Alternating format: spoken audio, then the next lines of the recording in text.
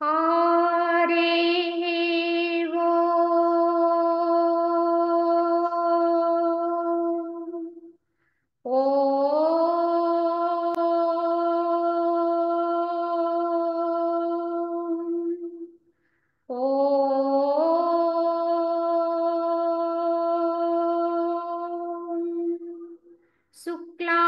शुक्लांबरधरं विष्णुं शशिवर्णं चतुर्भुजं प्रसन्नवदनं ध्यायेत् सर्वविघ्नोपशान्तये अखण्डमण्डलाकारं व्याप्तं येन चराचरं तत्पदं दर्शितं येन तस्मै श्री गुरवे नमः।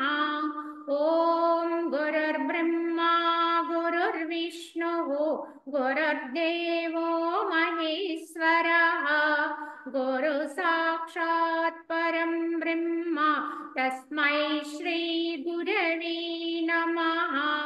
वन्दे परब्रह्म चिदात्मकं सद्वन्दे गुरुं शान्तमुमेशमीशं वन्दे शिवानन्द गुरुप्रवीरं वन्दे सदा ज्ञानपि वन्दनीयान् अनन्तसुखदातारमखण्डानन्दविग्रहं दयालुमतिसन्तुष्टं वन्देऽहं मम सद्गुरुं रागादिरोगान् सततानुषक्ता न शेषकाया प्रवृतान् शेषान् औत्सुक्यमोहारतिदान् जिघाना यः पूर्ववैद्याय नमोऽस्तु तस्मै यः पूर्ववैद्याय नमोऽस्तु तस्मै। ఓం శ్రీరామచంద్ర పరబ్రహ్మణే నమః. శ్రీ వశిష్ఠ గీత స్థితి ప్రకరణము. ఈ స్థితి ప్రకరణములో మనం ఇప్పటి వరకు కూడా ఈ యొక్క వశిష్ఠుల వారు శ్రీరామచంద్రుల వారికి బోధించుతున్నటువంటి విధానములో బ్రహ్మ ప్రాప్తి ఉపాయము అనే దాని గురించి మాట్లాడుకుంటున్నాం. కనుక ఈ యొక్క బ్రహ్మము యొక్క స్థితిని అందుకోవడానికి ఉపాయాలు ఏమై ఉన్నాయో ఇక్కడ మనకి వివరణిస్తున్నారు. దేదీప్యమానముగా వెలుగు సూర్య ప్రకాశమును గ్రుడ్డివాడు చూడలేనట్లుగా దృశ్య తన్మయత్వ రూపమగు ఇట్టి అవిద్యచే కొట్టబడినటువంటి జీవులు శుభమును పొందజాలరు, అంటే ముక్తిని పొందజాలరు. ఈ విధంగా దేదీప్యమానంగా, ఎందుకంటే సూర్యుడు ప్రకాశిస్తూనే ఉంటాడు, వెలుగుతూనే ఉంటాడు. కానీ ప్రకాశిస్తున్నటువంటి సూర్యప్రకాశాన్ని గుడ్డివాడు చూడలేడు. ఎన్ని రకాలుగా ప్రకాశం అనేది ఉన్నప్పటికీ కూడా ఈ యొక్క కన్నులు కనుక చూడలేకపోతే, గుడ్డితనం అనేది ఉంటే కనుక ఆ ప్రకాశాన్ని ఎలా అయితే అనుభవించలేదో, అదే విధముగా ఈ యొక్క జగత్తంతా నింబడీకృతమై ఉన్నటువంటి ఆత్మ ప్రకాశాన్ని, ఈ యొక్క భగవంతుని యొక్క ప్రకాశాన్ని మరి ఎందుకు మనము వీక్షించలేకపోతున్నాం, దర్శించలేకపోతున్నాం, లేదా అనుభవించలేకపోతున్నాము అంటే ఈ దృశ్య రూప తన్మయత్వం అనేటువంటి గుడ్డితనంతో ఉన్నాం. ఈ యొక్క దృశ్యమే సత్యం అనేటువంటి నమ్మకంలో ఉన్నాము కనుక ఆ విధంగా మనము అది తమస్సు కనుక ఈ తమస్సులో ఉన్నంత వరకు కూడా మనకి ఈ యొక్క ఆత్మ ప్రకాశం అనేది అనుభవానికి రాదండి. దాన్ని మన యొక్క చేరువలో, అంటే అంతరములో ఉంది, భౌతికం బయట లోపల కూడా అదే ప్రకాశిస్తున్నప్పటికీ కూడా మనం దాన్ని గుర్తించలేకుండా ఉన్నాం. భగవంతుని యొక్క ఉనికిని గుర్తించలేకుండా, తెలుసుకోలేకుండా ఉన్నామంటే కారణం ఏమిటంటే ఈ దృశ్య వ్యామోహము, ఈ దృశ్య ప్రపంచము యందు ఉన్నటువంటి సత్యత్వ భావన, ఇదే అంధకారం అండి. ఇందులో ఎంతవరకైతే మనం కొట్టాడుతూ ఉంటామో అంతవరకు ఆత్మ ప్రకాశాన్ని అందుకోలేము. కావున మహాబుద్ధిశాలైనటువంటి ఓ రామచంద్ర, ఆ దృశ్య తన్మయత్వ రూపమగు అవిద్య సంకల్పముచే ఆకాశ వృక్షము వలె స్వయముగా ఉద్భవించుచున్నది.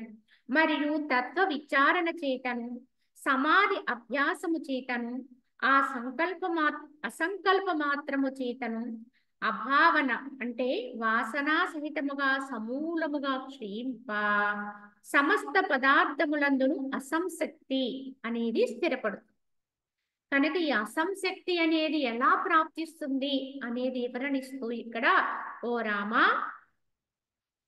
ఈ దృశ్య తన్మయత్వ రూపమైనటువంటి అవిద్య ఎలా ఉందంటే సంకల్పంచే ఆకాశ వృక్షం వలె స్వయముగా ఇది ఉద్భవించి ఉన్నది. యథార్థానికి ఆకాశములో వృక్షాలు ఉండవు, కానీ అనేక రకాల ఆకృతులు కనపడుతూ ఉంటాయి ఆకాశములో. అవన్నీ సహజంగా అలా ఏర్పడుతూ ఉంటాయి, కానీ అవేవి స్థిరం కావు. అలా కనపడుతూ ఉంటాయి, అదృశ్యమైపోతూ ఉంటాయి.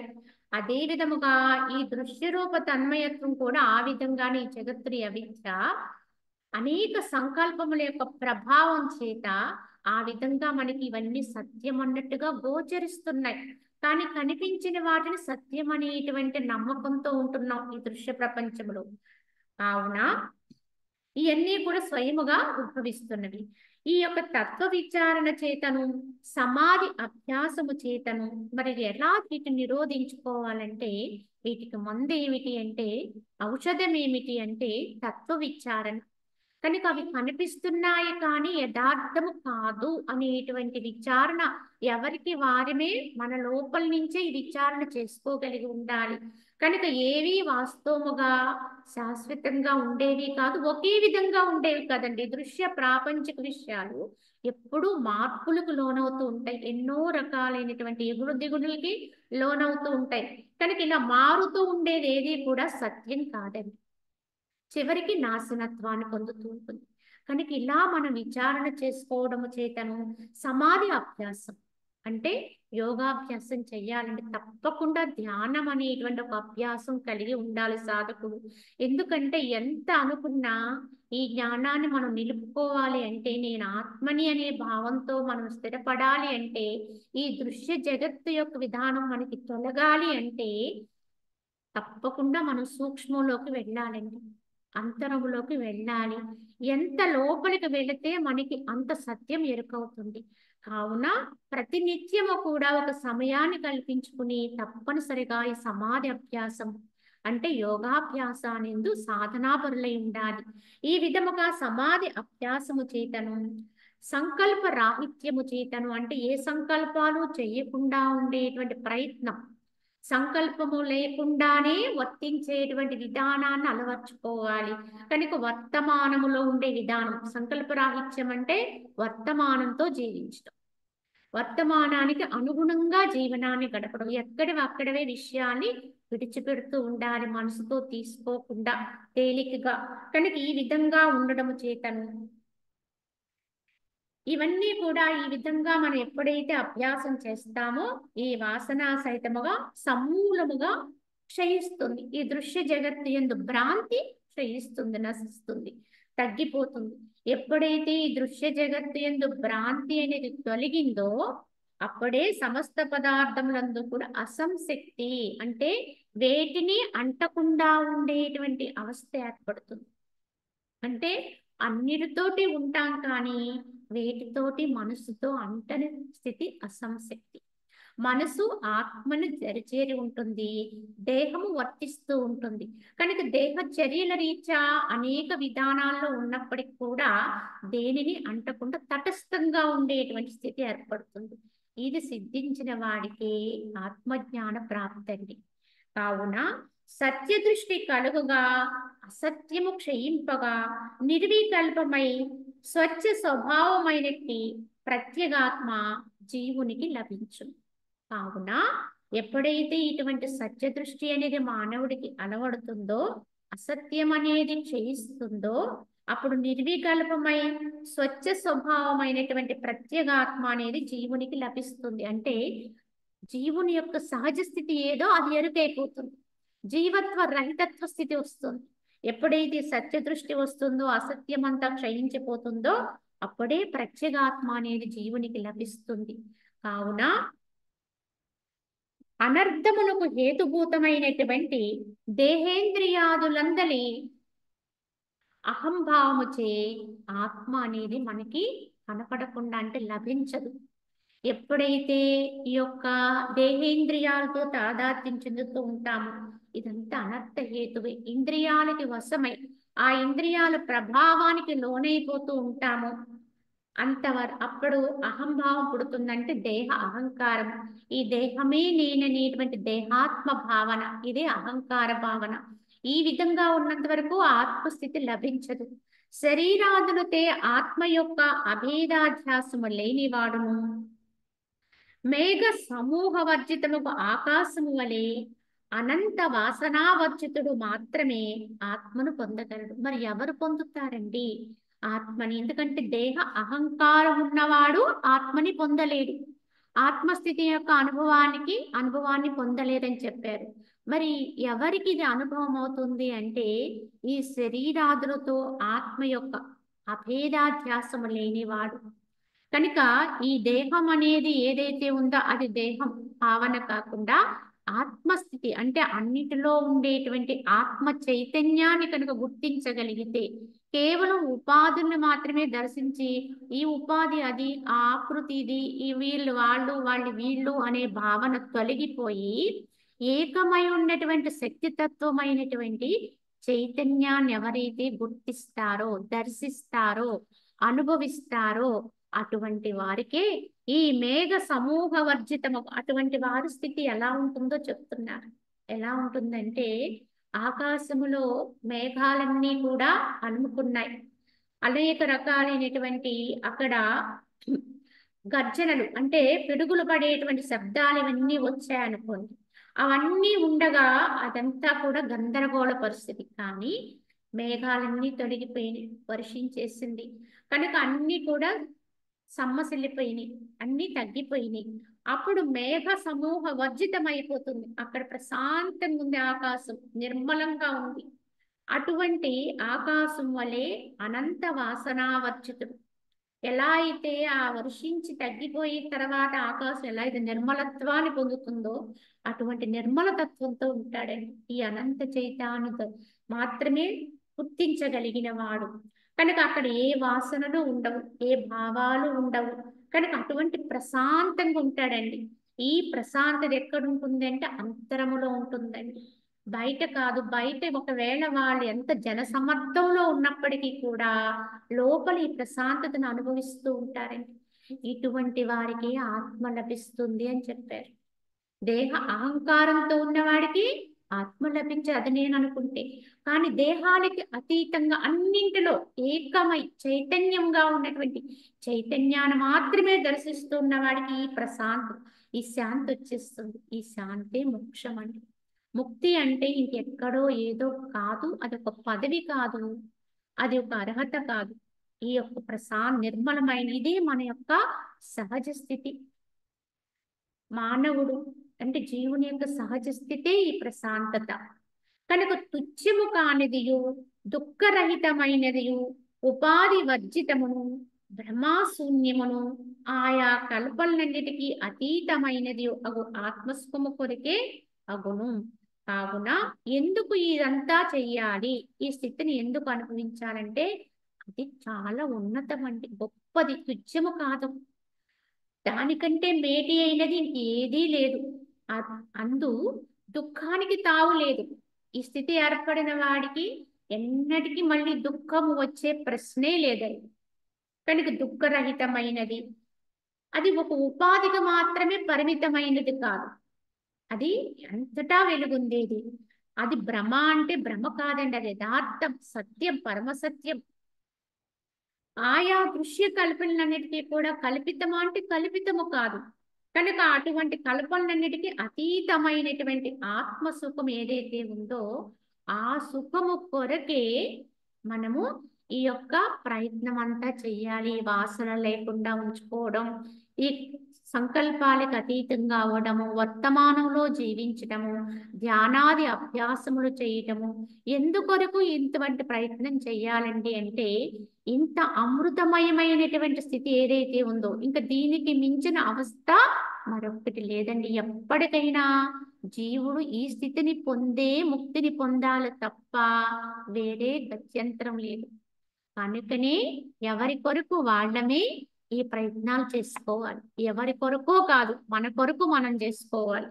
కనుక శూన్యమైనటువంటి గరిసె అంటే ఒక ధాన్యపు పొట్టు యందు సింహమున్నది అని తలంచి భయపడితే శూన్యమేగు ఈ శరీరమున ఉపాధి యందు నేను బద్ధుడు నేను తలంచి జీవుడు భయపడుతున్నాడు. ఎలా అయితే ఏమీ లేని చోట ఏదో ఒక పెద్ద పులి ఉందని ఎలా అయితే భయపడతామో అక్కడ శూన్యమే, కానీ దాంట్లో పెద్ద పులి ఉంది అంటే ఎంతో భయం వేస్తుంది. అదే విధముగా ఈ జీవుడు కూడా ఈ ఉపాధిలో అంటే శూన్యమైనటువంటి ఈ శరీరమున ఎలా ఉన్నాడు, నేను బద్ధుడిని, నేను ఈ యొక్క దేహంతో ఉన్నటువంటి వాణ్ణి, కనుక దేహానికి వచ్చినవన్నీ నావే అన్నటువంటి భావనతో ఉన్నాడు జీవుడు. కనుకనే అనేక దుఃఖాలు పాల్పడుతున్నాడు, అనేక భయాల్ని పొందుతున్నాడు. మన భయాలన్నిటికీ కారణం ఏమిటంటే లేని స్థితిని, అంటే వాస్తవముగా మనది కానటువంటి స్థితిని మనం తెచ్చుకుంటాం. అక్కడ ఎలా అయితే ఆ పులి లేకుండా ఉంది అని భ్రమించామో అక్కడ అదే విధముగా ఈ దేహములో ఉన్న జీవుడికి లేని అవస్థలు ఉన్నాయని భ్రమిస్తున్నాం. కనుక దేహపరంగా వచ్చే అవస్థలన్నీ నావే అన్నట్టుగా భ్రమలో ఉన్నాం. కనుకనే మనకు వచ్చే దుఃఖాలకి బాధలకి కారణాలు, భయాలకి కారణాలు. కావున బాగుగా కనుక పరికించి చూస్తే ఎలా అయితే ఆ ధాన్యపు కొట్టులో సింహం అనేది లేదో అదే విధంగా విచారణ చేసుకుని చూస్తే ఈ ఆత్మకు, అంటే ఈ లోపల ఉన్నాడనుకునేటువంటి జీవుడికి ఏ విధమైనటువంటి బంధనాలు లేవండి. ఏ సంసార బంధనాలు లేవు. ఉన్నాయి అనుకుంటే అవి అనేక రకాల దుఃఖాన్ని భయాన్ని తెచ్చిపెడుతున్నాయి. ఉన్నాయి అనుకోవడమే అజ్ఞానం అండి. కానీ నేను ఆత్మని, నేను ప్రకాశాన్ని, నాకు ఎట్టి సంబంధము లేదన్నట్టుగా ఎవడైతే తను తెలుసుకుని ఉంటాడో వాడికి ఏ భయము లేదు. కనుక విచారణ చేస్తేనే ఇది అవగతమవుతుంది. బాలురకు స్వల్పమైన అంధకారమందు కూడా వృక్షమూలాది ప్రదేశములందరి చీకటిలో వేతాళం దెయ్యం ఉన్నట్టుగా భ్రమించి భయపడతాడు బాలుడు. కానీ అక్కడ బేతాళం లేదండి. లేకుండానే వారు ఆ చీకటిలో ఎలా అయితే భ్రమించి భయాన్ని తెచ్చుకుంటున్నారో అదే విధముగా లేనటువంటి స్థితిని కల్పించుకుని మనం ఈ దేహములో జీవుడుగా ఉంటూ భ్రమలకు లోనై భయానికి గురవుతుంది. వాస్తవానికి ఏ భయాలకి తావు లేనటువంటి ఆనందమయమైనటువంటి ఆత్మస్థితి అందరిదీని. కానీ అదిగా ఉండలేకపోతున్నాం. ఎందువల్ల? దాన్ని విస్మరించాం కనుక. కనుక లేని దాన్ని భ్రమించి అనర్థాన్ని కొని తెచ్చుకుంటున్నాం. మాతృభావన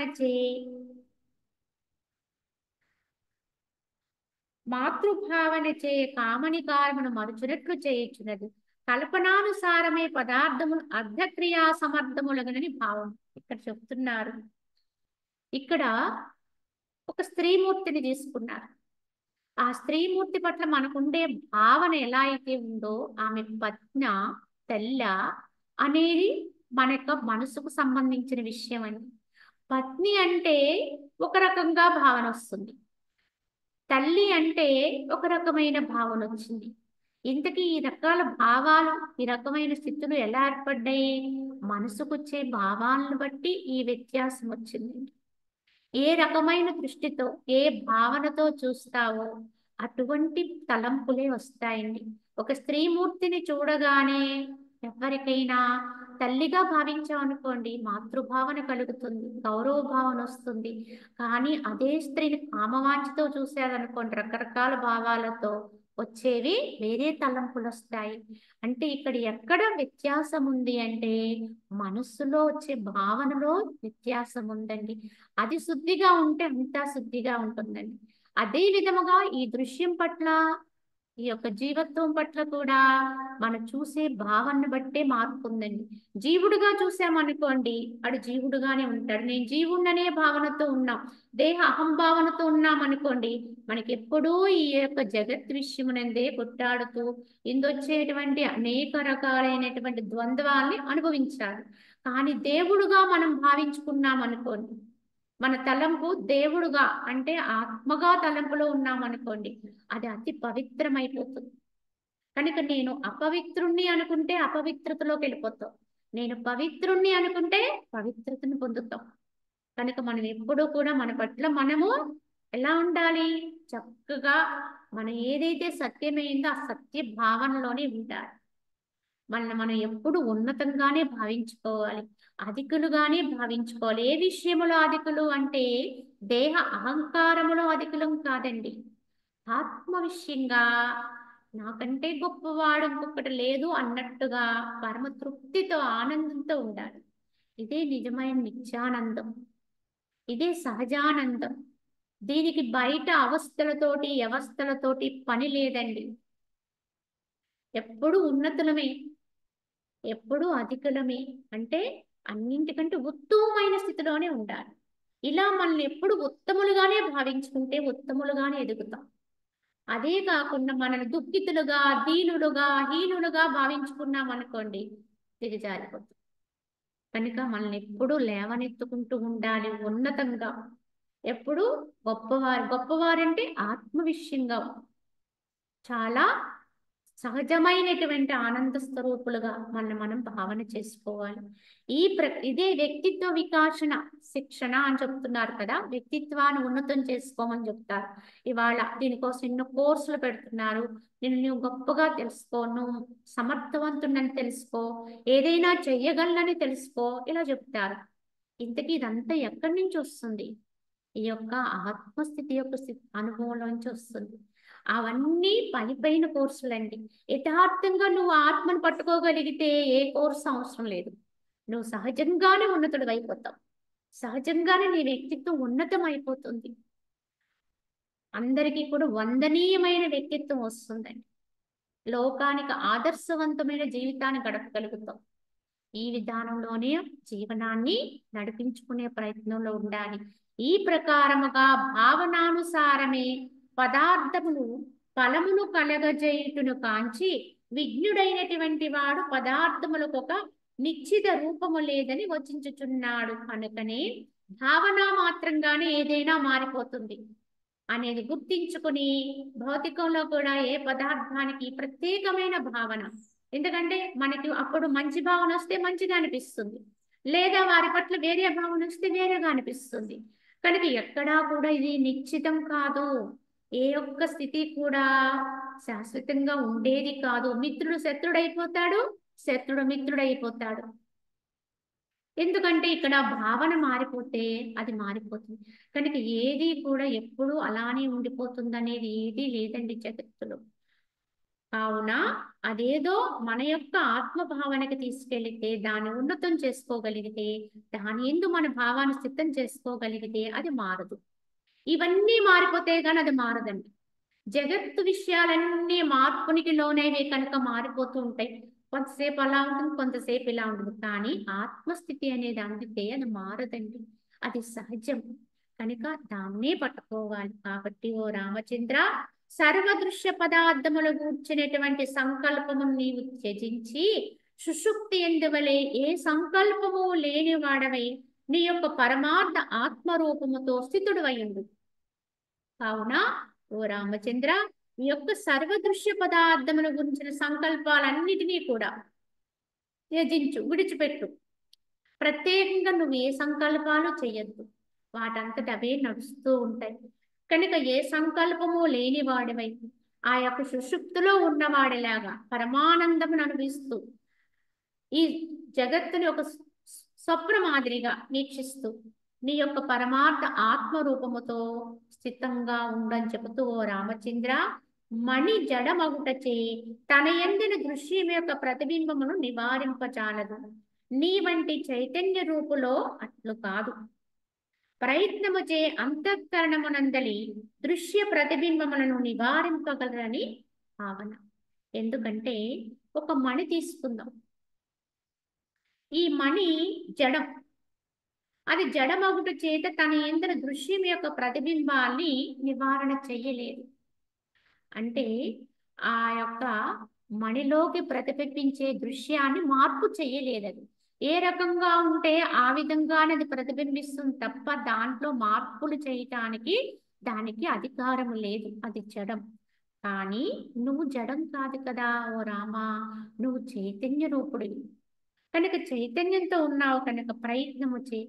అంతఃకరణములో ఉండేటువంటి దృశ్య ప్రతిబింబాన్ని మార్చుకోవచ్చు. ఎందుకంటే ఒక స్ఫటిక శిల చూడండి, అది దానికి సమీపంలో ఏదుంటే అది ప్రతిబింబిస్తుందని చెప్పుకుంటాం.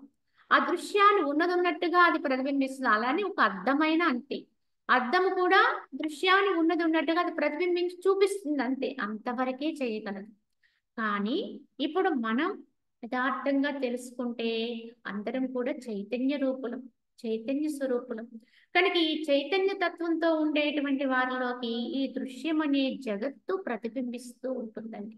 ఈ దృశ్య జగత్ అంతా కూడా ప్రతిబింబిస్తూ దృశ్యం ఎలా ఉందో అలా ప్రతిబింబిస్తూ ఉంటుంది. కానీ మరి ఇక్కడ మనకు వచ్చినటువంటి అవకాశం ఏంటంటే ఇది చైతన్యం కనుక దృశ్యాన్ని ప్రతిబింబించిన దృశ్యాన్ని మార్చుకునేటువంటి అవకాశం ఉందండి, అధికారం ఉంది.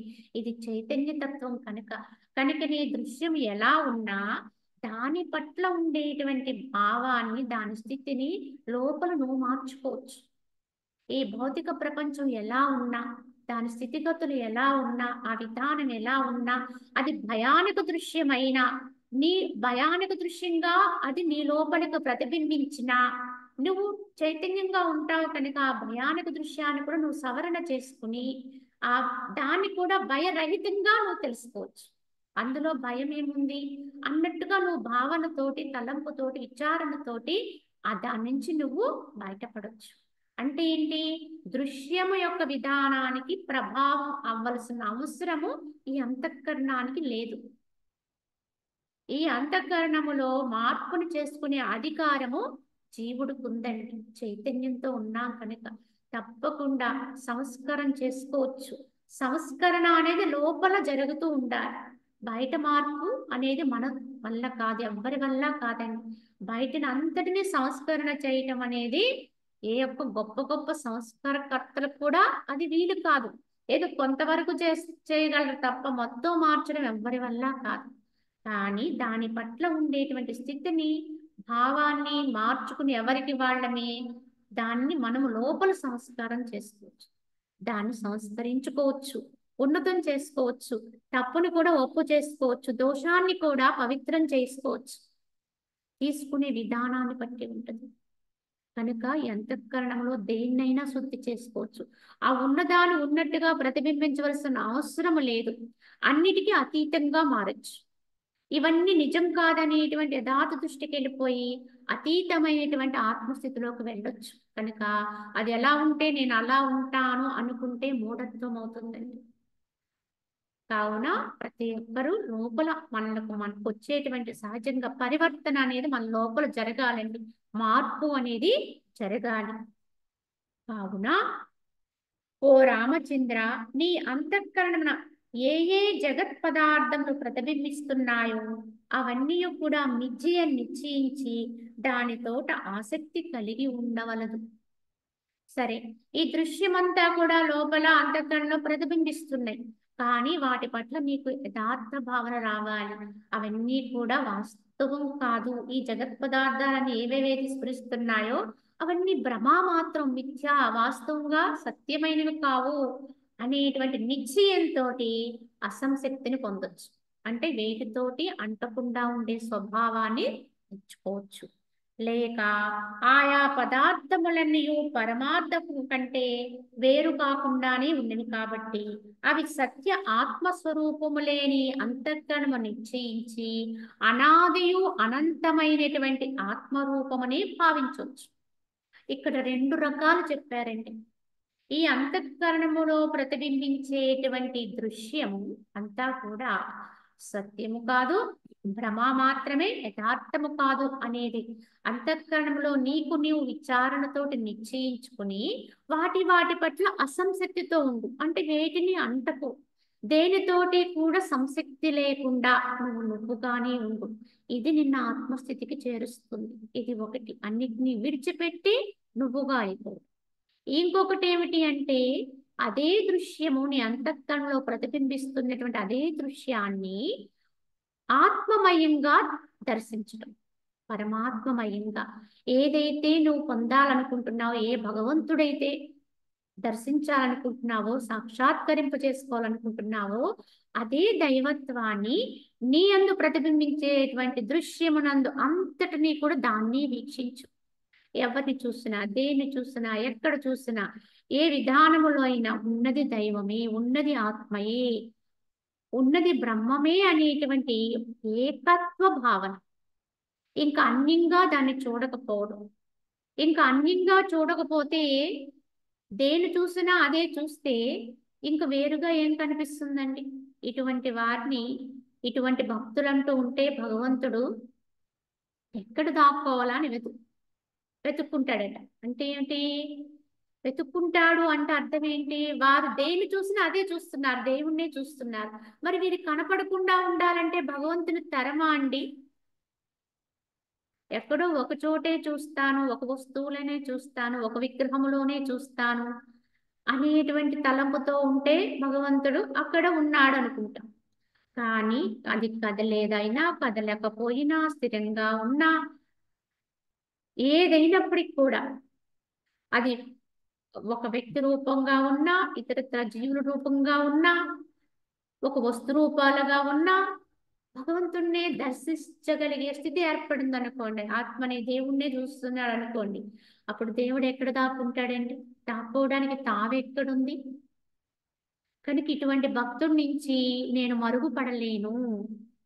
భగవాన్ చెప్తారు భగవద్గీతలో. అట్టి భక్తుడు నాకు కనపడకుండా ఉండడు, అట్టి భక్తుడికి నేను కనపడకుండా ఉండు. నాకు మరుగున వాడు లేడు, వాడికి మరుగున నేను లేను. ప్రత్యక్షం. ఈ దృష్టి అలవర్చుకున్నారనుకోండి, ఇది యథార్థమైనటువంటి ఆత్మస్థితిని కలిగిస్తుంది. కనుక ఈ రెండిట్లో ఏదైనా మనం అభ్యాసం చేయాలి. ఒకటి లేదనుకుని దానంతటిని పక్కన పెట్టి అంత అవిద్య కనుక భ్రాంతి అనుకుని దాన్ని విస్మరించి దాని పట్ల అసంశక్తి కలిగి ఉండి నీవైనటువంటి యథార్థమైన ఆత్మ ఎందే నిష్ఠని పెంచుకోవడం. ఇది ఒకటి. ఇంకా రెండవది, ఏదైతే ప్రతిబింబిస్తుందో నీ అంతఃకరణలో కనిపిస్తుందో, వినిపిస్తుందో, గ్రహింపబడు అదంతా బ్రహ్మమయంగా వీక్షిస్తూ, బ్రహ్మ భావనతో దాన్ని అనుభవిస్తూ, అంతా బ్రహ్మమయంగా తిలకిస్తూ ఉంటే అదొక అద్భుతమైన అనుభవం అండి. చెప్పాలంటే మొట్టమొదటి దానికంటే ఇది చాలా తేలికైనది, ఆనందదాయకమైనది. ఇది పరమానందాన్ని ఇస్తుంది.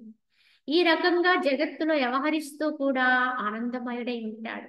కనుక ఈ విధంగా కూడా బ్రహ్మతత్వాన్ని అనుభవించవచ్చు. కావున ఓ రాఘవ, నీ చిత్తమందే ఏ పదార్థములు ప్రతిబింబించునో అవి నీకంటే వేరైన ఉపాధి యందు సంభవించడం వలన ప్రతిబింబములు స్ఫటికశిలను రాగయుక్తమనర్పజాలనట్లు నిన్నవి రాగయుక్తిని చెయ్యకుండు కాక. కావున ఓ రామ, ఈ జగత్తు అంతా కూడా స్ఫటికశిల లాంటి నీలోకి వచ్చి ప్రతిబింబిస్తున్నాయి. కానీ స్ఫటికశిల ఎలా అయితే ప్రతిబింబించిన దేనితోటి అంటకుండా ఉంటుందో కేవలం వాటిని చూపిస్తుంది అంతే. కానీ వాటి సమీపం నుంచి స్ఫటికశిల పక్కకు పెడితే దృశ్యాలన్నీ దాంట్లోకి అదృశ్యమైపోతాయి. ఏది అంటుకోదు. ఎప్పటి వరకు తాను చూపించాను కదా ఆ దృశ్యాలని, దానికి సంబంధించినవి ఏవి కూడా అది అంటించుకోదు. ఇంతకు ముందు ఎంత పవిత్రంగా నిర్మలంగా ఉందో ఆ స్ఫటికము, ఆ తర్వాత కూడా అంతే నిర్మలంగా ఉంటుంది. కనిపింప చేసిందే తప్ప దేన్ని అంటుకోదండి. అద్దం కూడా అంతే. అదే విధంగా నువ్వు కూడా ఈ జగత్తునంతటిని అంతఃకరణంలో కనిపిస్తున్నప్పటికి కూడా కేవలం స్ఫటికం వలె నిర్మలంగా దేన్ని తీసుకొని వాడివే అసంశక్తితో ఉంటూ దేని పట్ల రాగభావన లేకుండా. ఎందుకంటే అంటనప్పుడు రాగం ఎలా వస్తుంది? రాగము లేదు. రాగము లేనప్పుడు ద్వేషము లేదు. రాగద్వేషాలకు అతీతమైన వాడికి ఏ గుణాలు రావు. గుణాతీత స్థితికి వెళ్ళిపోతాడు. ఈ గుణాతీతుడే ఉత్తమమైనటువంటి జ్ఞాని అండి. జ్ఞానికి ఉండే లక్షణాలన్నీ గుణాతీతునికి వచ్చేస్తాయి. జ్ఞాని గుణాతీతుడు వేరు కాదండి. గుణాతీతుడే జ్ఞాని, గుణాలకి అతీతమైన స్థితిని అందుకున్నవాడు.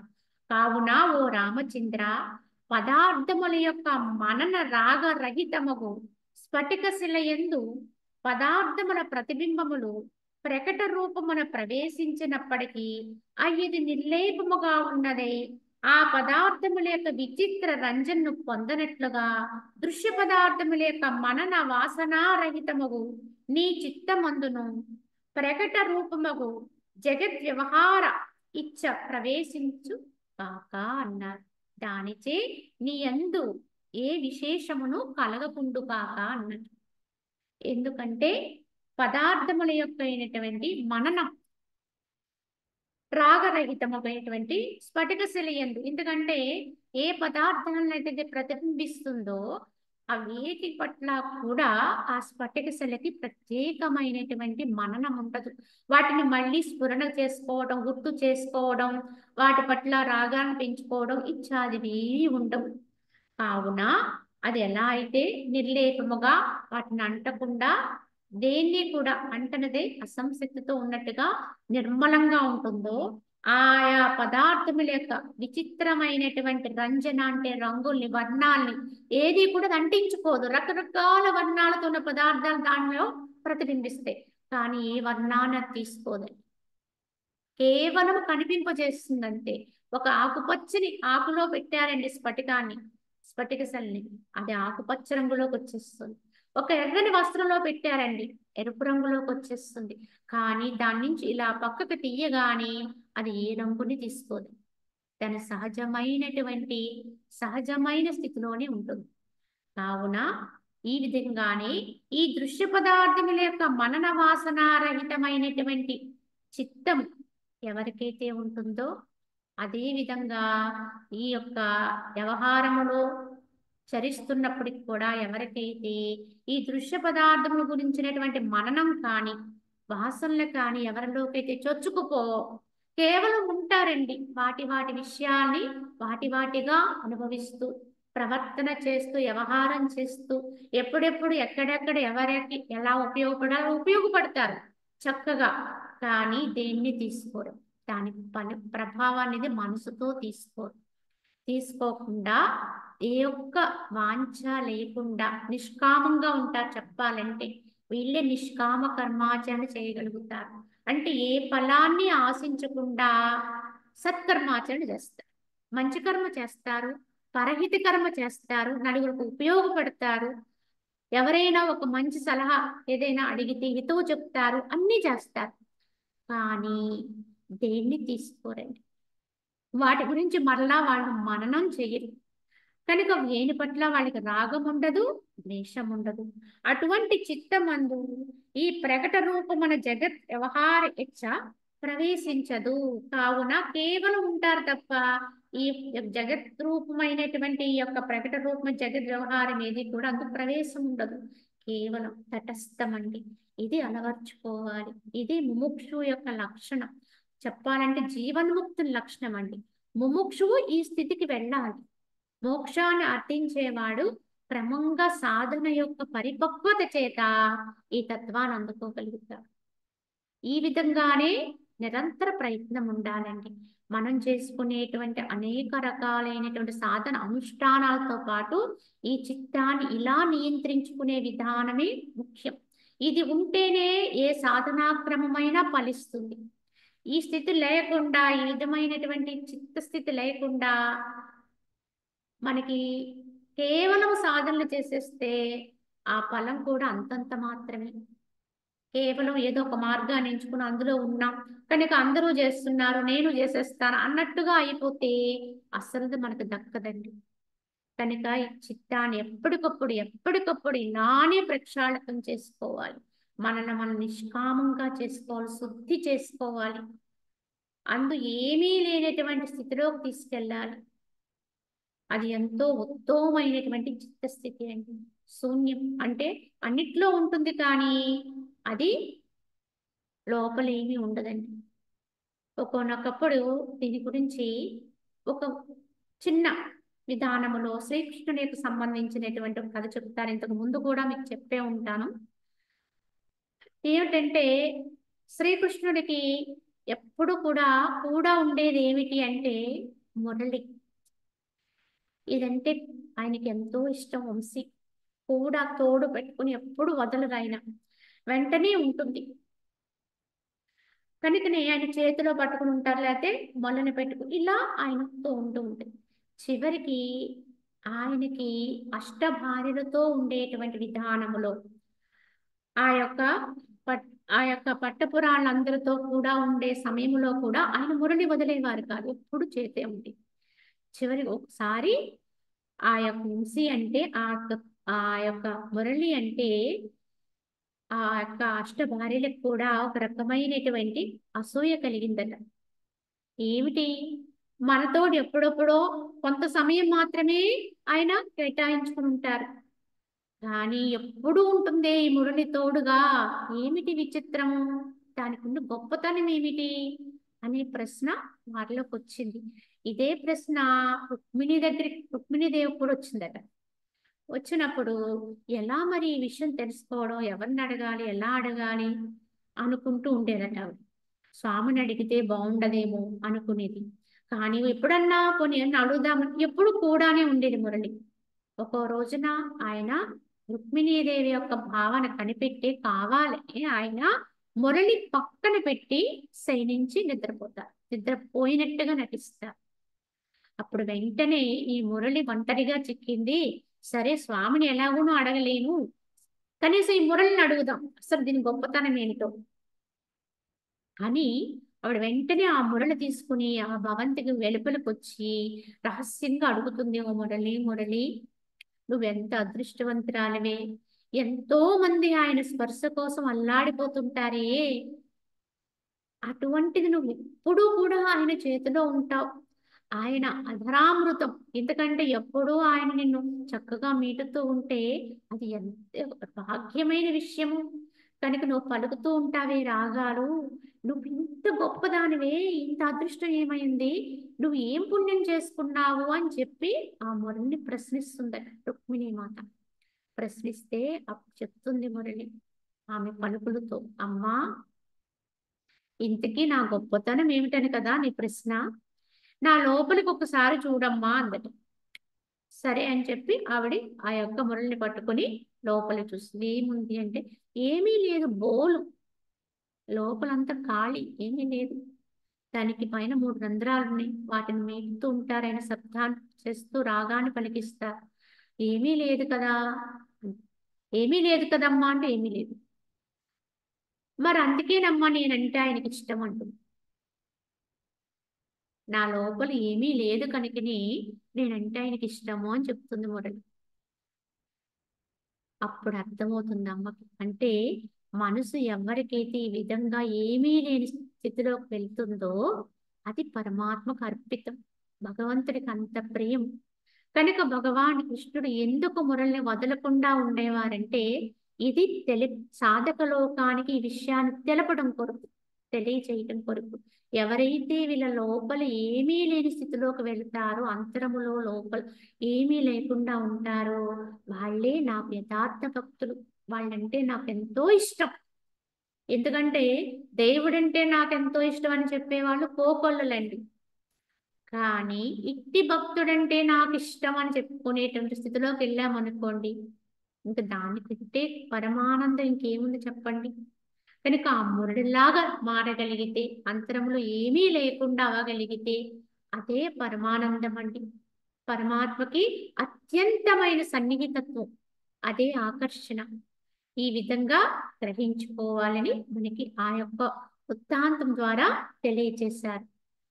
ఈ విధంగా వశిష్ఠ భగవానుడు అనేక విధానాల్లో శ్రీరాముడికి బోధ చేస్తూ మరి ఈ మనశ్శాంతిగా ఉండాలంటే దానికి మార్గం చెప్తూ ఆత్మ విచారణ వనర్చిన వాడును, నశించిన చిత్తవృత్తి కలవాడును, బాహ్య అభ్యంతర జగత్తును మిజ్జయని ఎరింగి వాని గురించిన మననమును త్యజించిన వాడును, ఆత్మజ్ఞానం ఎరింగి ఆత్మరూపమున పరిణామము చెందిన మనస్సు కలవాడము మనుజుని చిత్తము లెస్సగా శాంతిగా ఉంటుంది. ఎవరి మనసు శాంతిగా ఉంటుందో చెప్తున్నారు. ఎందుకంటే ఈ ప్రశాంతతే కావాలండి ఎవరికైనా. కనుక ఎవరైతే ఈ ఆత్మ విచారణ చేసుకుంటూ ఉంటాడో, ఈ చిత్తాన్ని ఈ విధంగా ఖాళీగా ఉంచుకుంటాడో, సంకల్ప రహితం చేసుకుంటాడో, ఈ జగత్తు అనేది సత్యం కాదనేటువంటి భావన తెలుసుకొని దాన్ని మిథ్యగా తెలుసుకుని ఆ భ్రమ నుంచి వైదొలుగుతాడో అటువంటి వాడు ఆత్మజ్ఞానం ఎరిగి ఆత్మరూపమున, ఎందుకంటే ఎవరైతే ఈ స్థితిలోకి వెళతారో వాళ్ళ ఆత్మరూపమునే పరిణతి చెందుతారు. క్రమంగా వాళ్ళే ఆత్మస్వరూపులైపోతారు. ఆత్మయందే రమిస్తూ ఉంటారు. ఆత్మయందే తిష్ట కలిగి ఉంటారు, నిష్ట కలిగి ఉంటారు. అట్టి వారికి లోపల పరమ శాంతి లభిస్తుంది. కనుక ఈ యొక్క శాంతి ముక్తి అండి చెప్పాలంటే. ఎవరికైతే ఈ శాంతి చేకూరుతుందో వాళ్ళు మోక్ష భాగులే, మోక్షంలో ఉన్నట్టే. కనుక వాటన్నిటినీ కూడా దేన్ని వదలాలో వాటిని వదులుకుంటూ లోపలికి వెళ్ళిపోతే ఎవరికైతే ఆ యొక్క ఉత్తమమైనటువంటి యథార్థమైన సత్యమైన ఆత్మయందు అలా నిశ్చలత్వం వస్తుందో, గాలి వీచని చోట దీపము పగిది అన్నారు శ్రీకృష్ణ భగవానుడు. అంటే ఏంటి? అలా ప్రకాశంగా ఉంటాడు, నిశ్చలంగా ఉంటాడు. దీపము ప్రకాశంగా ఉంటాడు, అందుకే దీపాన్ని ఉదాహరణ చేశారు ఇక్కడ. కానీ గాలి వీచిన చోట ఎలా అయితే నిశ్చలంగా అలాంటి నిశ్చలత్వాన్ని పొందుతూ ఉంటాడు. వాడు లోపల పరమ శాంతిని అనుభవిస్తూ ఉంటాడు. వారి శాంతికి ఎవ్వరూ భంగం కలిగించలేరు. ఈ యొక్క జగత్తు విషయాలు కానీ, బయట జరిగేటువంటి అనేక పరిణామాలు కానీ, ప్రకృతి వైపరీత్యాలు కానీ, ఊహించకుండా జీవితంలో కలిగేటువంటి అనేక మార్పులు కానీ ఏవి కూడా వారి లోపల ఉన్న శాంతిని భంగం కలిగించలేవండి. ఇది యథార్థం. ఇదే యథార్థమైన శాంతి లోపల అనుభవించగలిగితే ఆ వాళ్ళే ముక్తికి మార్గంలో ఉన్నటువంటి వారు. కాబట్టి త్యాజ్యమైనటువంటి దృశ్యమును త్యజించి వేయువాడును, గ్రాహ్యమైనటువంటి ఆత్మను పరిగ్రహించువాడును. వదిలివేయవలసిన దాన్ని వదిలివేస్తాడు. అంటే విడిచిపెట్టవలసినది ఏదైతే ఉందో అటువంటి దృశ్య భావాన్ని విడిచిపెడతాడు. గ్రహించవలసినటువంటి ఆత్మభావాన్ని తీసుకుంటాడు. కానీ గ్రహించువాడు జీవుని లేక మనస్సును కూడా ఒక దృశ్య వస్తువుగా కాంచువాడు. చివరికి జీవుణ్ణి కూడా అంటే మనస్సుని కూడా ఒక వస్తువుగా చూచేవాడు. మనస్సుని ఒక వస్తువుగా చూడాలంటే ఆ మనస్సుని తనకంటే వేరుగా తెలుసుకోవాలి. నేననేది మనస్సు కాదు. నేనైన ఆత్మ వేరు, మనస్సు వేరు. కనుక మనస్సు ఏం చేస్తుంది, మనసు యొక్క ఆలోచన ఏంటి, అది ఎక్కడికి పోతుంది అనేది గ్రహించాలంటే మనసు కంటే మనం అన్యమై ఉండాలి. ఎలా అయితే ఒక పుస్తకాన్ని మన ముందు పెట్టి చదవమంటే చదివే పుస్తకం వేరండి, మనం వేరు. పుస్తకమే నేనైపోయాను అనుకోండి, చదవటానికి అవకాశం లేదు. అలాగే ఎవరి మనసుని వాళ్ళు విశ్లేషణ చేసుకోవాలంటే ఒక మెట్టు పైకెక్కే మనము ఆ మనసును చదవగలుగుతాం.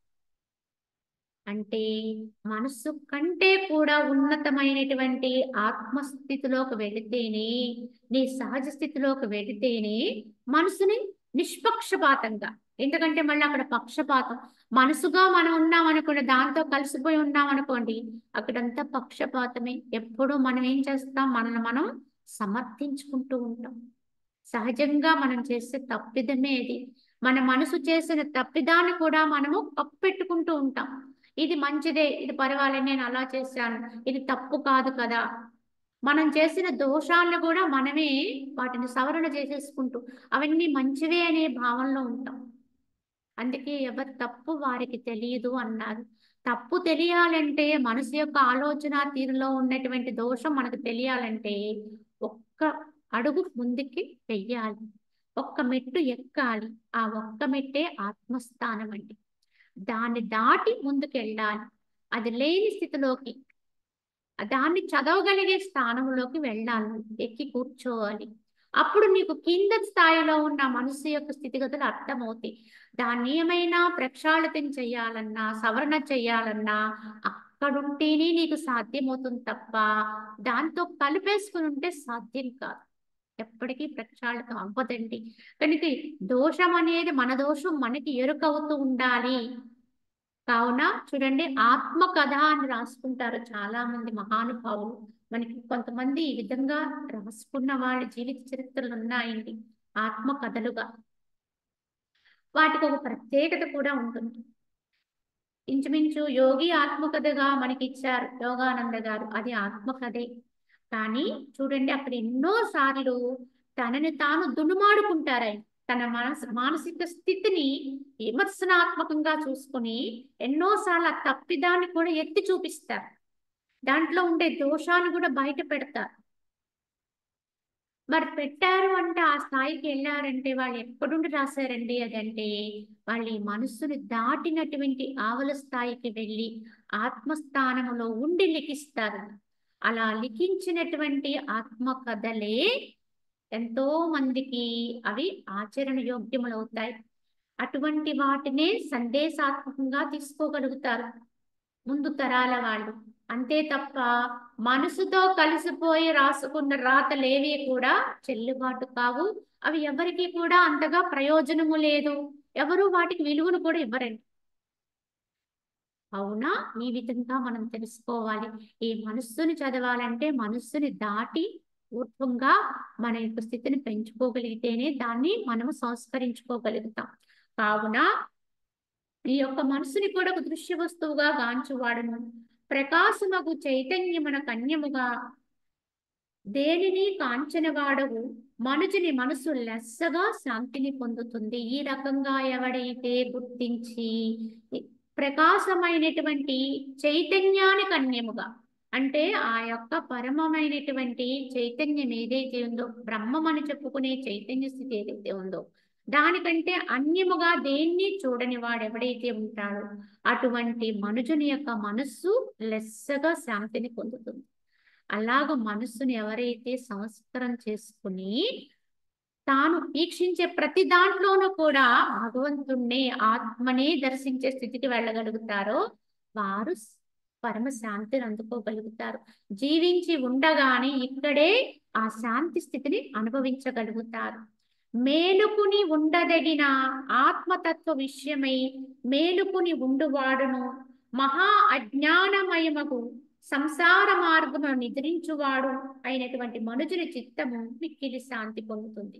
ఎందుకంటే ఎక్కడ మేలుకోవాలో అక్కడ మేలుకుని ఉన్నవాడు, ఎక్కడ నిద్రపోవాలో అక్కడ నిద్రపోయేవాడు. అంటే ఆత్మ విషయములో వాడు మేల్కొని ఉంటాడు, ఎరుక కలిగి ఉంటాడు, స్మృతిలో ఉంటాడు, అక్కడ జాగరూకుడై ఉంటాడు. కనుక అదే జాగరణ. కానీ ఎక్కడ అంటే ఈ యొక్క దృశ్య జగత్తు విషయంలో మాత్రం అజ్ఞానమయమైనటువంటి ఈ సాంసారిక మార్గంలో మాత్రము ఈ జగత్తే సత్యమనే భ్రమా విధానములో ఉండే ఈ యొక్క సాంసారిక మార్గములో ఎవడైతే నిద్రిస్తూ ఉంటాడో, అంటే ఏంటి, దీని యందు ఏమాత్రము కూడా అంటనటువంటి తత్వం, కేవలం తటస్థ స్వభావంతో ఉంటాడు.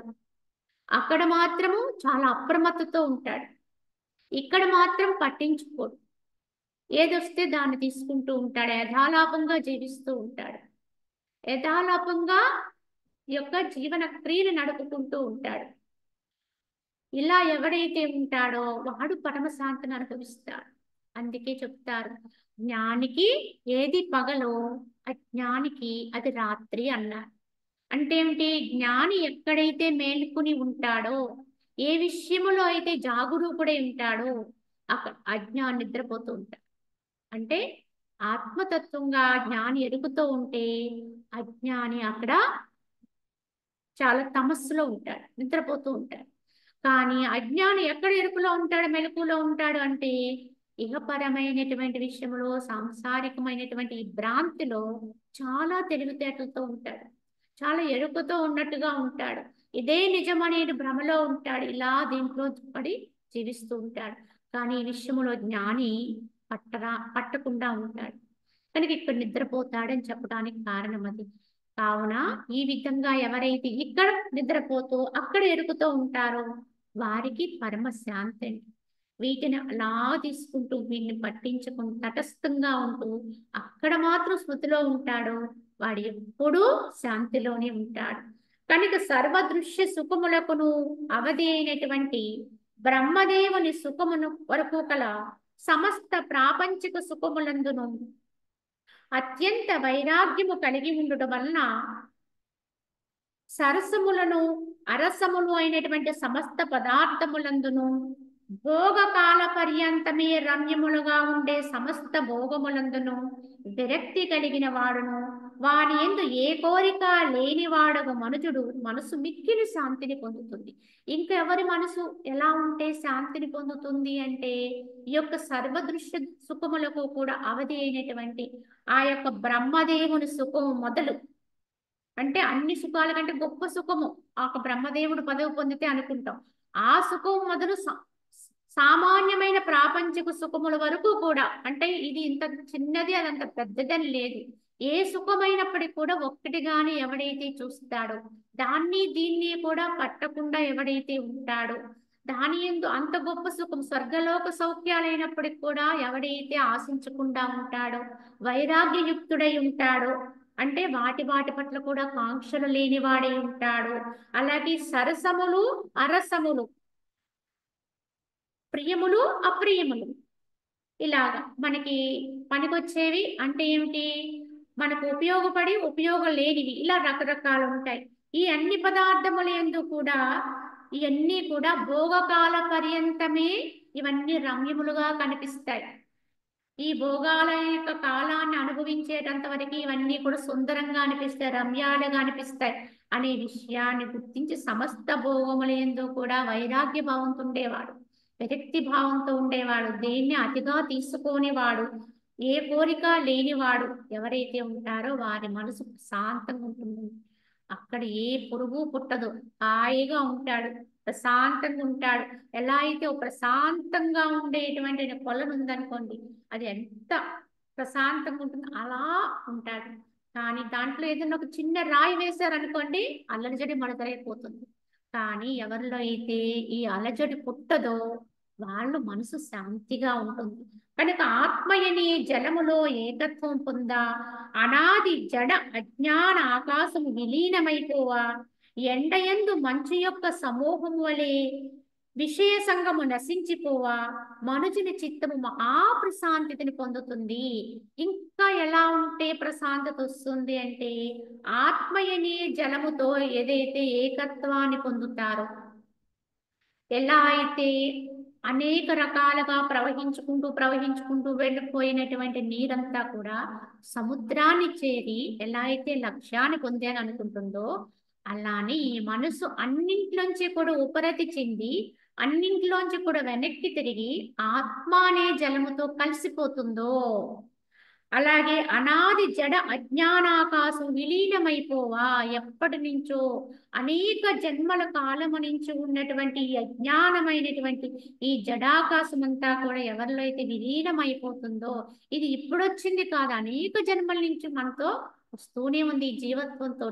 కనుక ఈ స్థితి అంతా కూడా విలీనమైపోతుందో, ఎండలో పెట్టిన మంచు ముక్క ఎలా అయితే కరిగి నీరై ఆవిరై లేకుండా అయిపోతుందో, ఆ విధముగా ఎవరి మనసు అయితే పూర్తిగా అంతర్ధానమవుతుందో, ఆ యొక్క ఆత్మలో లయమవుతుందో, కరిగి అదృశ్యమైపోతుందో, అటువంటి మనుజుని చిత్తము మహాప్రశాంతతను పొందుతుంది అని చెప్తూ, మనోరథములనే తరంగములు చేయ వృద్ధి పొందేది జలకల్లోలముల వలె చంచలము అగు అభ్యంతరీయ తృష్ణా సమూహమంతయు వర్షాకాలంతమందలి నదుల వలె శాంతింప ఆత్మ నిర్మలమవుతుంది. ఇంకా ఎలా ఈ శాంతి చేకూరుతుందంటే, ఈ యొక్క మనోరథములని తరంగములచే వృద్ధిని పొందుతూ ఉంటుంది. ఎల్లప్పుడూ కూడా ఈ మనస్సుకు వచ్చేటువంటి అనేక మనోరథాలు ఉంటాయి, కోరికలు ఉంటాయి, వాటన్నిటినీ కూడా తీర్చుకుంటూ మనం ప్రయాణం చేస్తూ ఉంటాం. ఈ తీర్చడం వల్ల వచ్చేటప్పుడు అది ఇంకా ఇంకా వృద్ధిని పొందుతూ ఉంటుంది. అవి అడిగిన వాటినంటింటి కూడా సమకూరుస్తూ ఉంటే అది ఇంకా వృద్ధిని పొందుతూ ఉంటుంది. అదే విధముగా జల కల్లోలం వలె చంచలమై ఉంటుంది. ఎలా అయితే ఆ కల్లోలమైపోయిన జలం ఎలా అయితే తరంగాలుగా విజృంభిస్తూ ఉంటుందో, అలా చంచలత్వంతో ఉండేటువంటి ఈ అభ్యంతరీయ లోపల ఉండేటువంటి స్థితి ఇదంతా కూడా ఈ యొక్క మనసుకు వచ్చేటువంటి సంకల్పాలను నెరవేర్చుకుంటూ తీర్చుకుంటూ వెళ్ళిపోవడం వల్ల అది బలిష్టమవుతుంది, ఇంకా వృద్ధి పొందుతుంది. అలా వృద్ధి పొంది మరియు వృద్ధి పొందడమే కాకుండా బలిష్టం అవడమే కాకుండా దానికి ఇంకో లక్షణం ఏంటి, చంచలంగా ఉంటుంది. మహాచంచలం. ఎంత తీరిస్తే అంత చంచలం అవుతూ ఉంటుంది. ఎంత పరుగు పెట్టిస్తే ఇంకా చంచలం అవుతుంది. ఎంత దూరము దాన్ని నడిపిస్తే ఇంకా అది వేగవంతమవుతుంది. ఎంత దానికి అందిస్తే అంత బలం వస్తుంది. ఎంత ప్రయాణం చేయిస్తే అంటే దాన్ని ఆలోచింప చేస్తే అంత అది విశాలం, ఇంకా కల్లోలం అవుతుంది, చపలత్వాన్ని పొందుతుంది. అటువంటి ఈ కృష్ణా సమూహం అంతయు, ఈ అభ్యంతరి అంత ఎక్కడుందండి అంటే లోపల అభ్యంతరములో, బయట కాదండి. ఈ అభ్యంతరీయ కృష్ణా సమూహం అంతయు కూడా ఎవరిలో అయితే వర్షాకాలం అయిపోయిన తర్వాత నదులు ఎలా అయితే శాంతించి అణిగి వాటి యొక్క పూర్వ రూపాన్ని పొందుతాయి. అంటే సహజంగా నదుల యొక్క సహజ స్థితి సామాన్యంగానే ఉంటుంది. కానీ వర్షాకాలంలో ఎలా ఉంటాయి అంటే ఉధృతమైపోతాయి, ఏరులై పారుతాయి, అనేక రకాలైనటువంటి జలాలన్నింటినీ తమలో కలిపేసుకుని ఉప్పొంగిపోతూ ఉంటాయి, విజృంభించేస్తూ ఉంటాయి. కానీ వర్షాకాలం అణిగిపోయిందండి, వర్షాలు లేవు, అన్ని అయిపోయిన తర్వాత నదులు మళ్ళీ లోపలికి వెళ్ళిపోయి సహజంగా వాటి యొక్క గతి ఎలా ఉందో అలా నడుస్తూ ఉంటాయి. జీవనదులు అయితే పారుతూ ఉంటాయి. జీవనదులు కానివైతే అసలు గుర్తు కూడా ఉండదండి, ఆనవాలు కూడా లేకుండా ఉండే నదులు కూడా ఉంటాయి. ఇలా శాంతిస్తూ వాటి యొక్క సహస్థితిలోకి వెళ్ళిపోయి నిశ్చలంగా అవి నిర్మలంగా ఉంటాయి.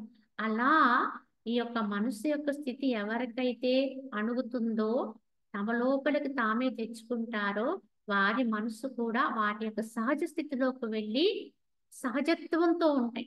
కనుక అవి ఉప్పొంగవు, అవి పొంగి పొరలవు. సహజంగా మన యొక్క స్థితి ఎంతలో ఉన్నామో అంతలోనే ఆ మానసిక స్థితి ఆత్మ యొక్క స్థితిని పట్టుకుని అది అభ్యంతరములోనే ఉంటుంది.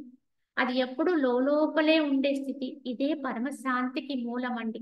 అది ఎగిసి పడితే వచ్చేది అల్లకల్లోలమే, ఉప్పెనే, రకరకాల అనర్థాలే. అది అనేకం మీదకు పోవడం వల్ల వచ్చేదంతా కూడా మనకి అనర్థమే, దుఃఖదాయకమే.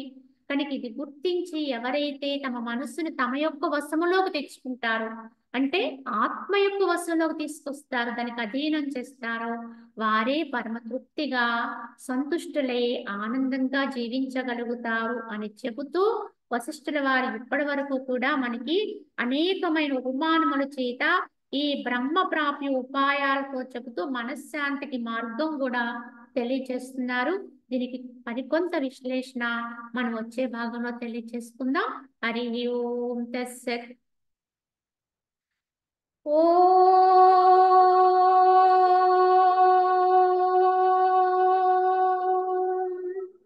असतो मा सद्गमय तमसो मा ज्योतिर्गमय